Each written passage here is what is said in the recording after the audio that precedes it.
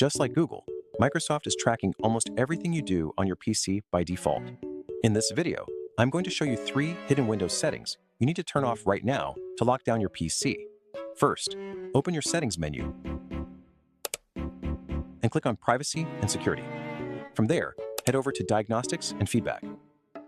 By default, Windows is sending optional diagnostic data about the websites you browse and how you use apps directly to Microsoft. Find the toggle that says Send Optional Diagnostic Data and toggle it off. They really do not need to know what is running on your personal machine. Next, go back one step and click on Inking and Typing Personalization.